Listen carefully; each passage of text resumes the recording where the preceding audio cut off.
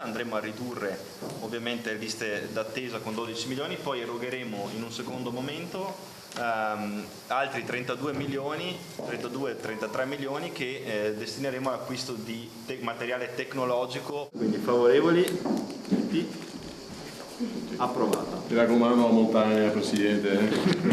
Bene. È una sorta di promemoria quella del bellunese Dario Bond nel giorno in cui la giunta regionale in trasferta a Villa Beatrice d'Este a Baone approva la delibera per l'abbattimento delle liste d'attesa. Sul tavolo c'è dunque la prima tranche da 12 milioni di euro da utilizzare nell'immediato. Riguarderanno mediamente circa 100.000 prestazioni che oggi sono in lista d'attesa e che ovviamente grazie a questa delibera avranno uno sprint.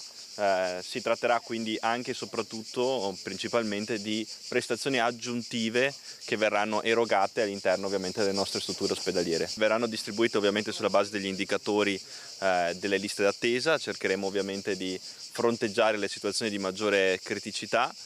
Si può sempre migliorare. E questo, aggiunge Stefani, nonostante i dati Agenas confermino il Veneto prima regione in Italia nella gestione delle liste d'attesa, con alcuni indicatori dati in miglioramento, ma i fabbisogni di salute con una popolazione sempre più anziana sono in continuo aumento. La manovra dell'esecutivo regionale approvata a Baone vale 44 milioni di euro, articolandosi in più fasi. Tutto quello che noi possiamo destinare alla riduzione della lista d'attesa dobbiamo destinarlo. Ricordiamo che oltre a questi 12 milioni ce ne saranno altri 32 che invece sono destinati all'acquisto principalmente di tecnologia e quindi di strumentazione che potremmo destinare anche alle case di comunità e che ovviamente avranno un effetto diretto anche sulla riduzione delle liste d'attesa, perché ovviamente strumentazioni e investimenti in tecnologia aiutano a ridurre le liste d'attesa, aiutano a garantire anche una migliore performance delle realtà ambulatoriali, perché la salute è un diritto fondamentale dei cittadini.